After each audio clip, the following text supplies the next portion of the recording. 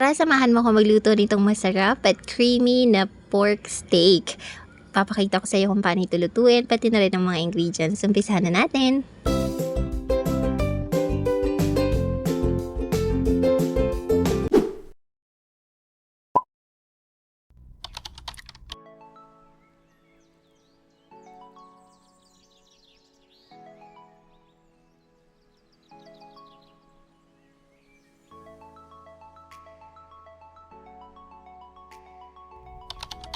Ganito na yung itsura ng calamansi juice kapag na-extract na natin siya. Ilalagay lang natin ito sa isang malalim na bowl. Tapos hahaluan natin ito ng ating soy sauce or toyo. Tapos isa-isa nating imamarinate ang ating baboy. Pork chop po ito siya. Tapos ginuhitan din po natin or kinat din natin siya sa gitna para ma-absorb niya lahat ng ingredients. Takpan lang muna natin siya. Tapos i-leave natin for 30 minutes. Or kung mas matagal, mas bongga. Buksan natin ang kalani, set ito sa medium fire, tapos maglagay tayo ng katamtamang dami ng cooking oil. Since painit ang ating cooking oil, ipa-fry na natin isa-isa yung minarinate nating pork chop kanina.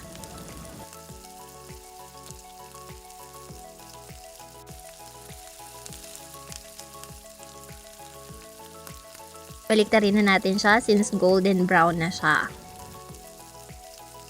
Pan po natin ito para maluto ang ating pork chop and at the same time maging golden brown na siya.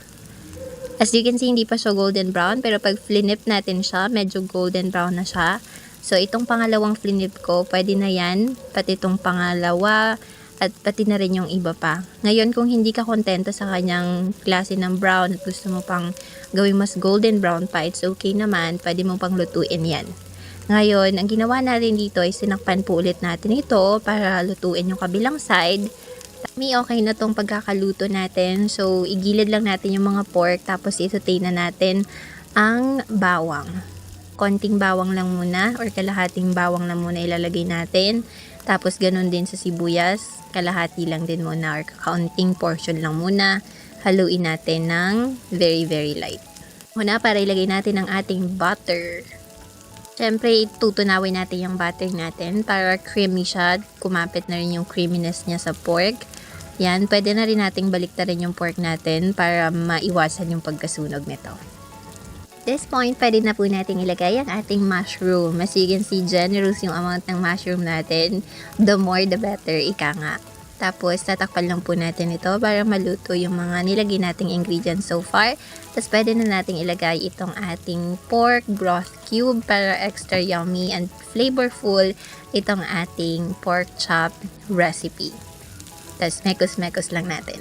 Pinagbabara natin kanina ng ating pork chop ay nilagay lang po natin para may sabaw itong ating creamy pork chop. Tapos, tatakpan lang natin ito at hintayin natin siyang maging kulo. So, ayan, kulo na siya. Kulo na siya. So, maglalagay na po tayo nitong ating black pepper. Generous din yung amount ng ating black pepper. Pero kung konti lang ang meron kayo dyan, okay na yan. Maglalagay din po tayo ng patis. Ito yung nagbibigay talaga ng lasa sa ating recipe. So, instead of salt, patis yung nilagay natin. Tapos, palibaliktarin natin yung pork para naman hindi masunog yung kabilang side, okay? Maglalagay lang tayo ng isang tasa ng tubig para may sabaw ang ating creamy pork chop. Tapos sasakpan lang natin ito. Hintayin natin siyang kumulo. Ayan, as you can see, kulong-kulo na po siya. So, pwede na tayo maglagay ng katamtamang dami ng asin. Kasi nga po, naglagay na po tayo ng patis kanina. Since kulong-kulo na po siya, pwede na nating ilagay ang ating cream. Ito po yung ating Nissel cream. Ayan, sobrang dami rin talaga ng nilagay nating Nissel cream dito para simot sarap talaga ito pag kinain natin. Tapos imekos-mekos lang po natin ito. Make sure na even or pantay-pantay po yung pagkakamix natin sa ating pork. Na po yung final recipe. Pwede po yung lagyan niya ng toppings na oregano. Happy eating!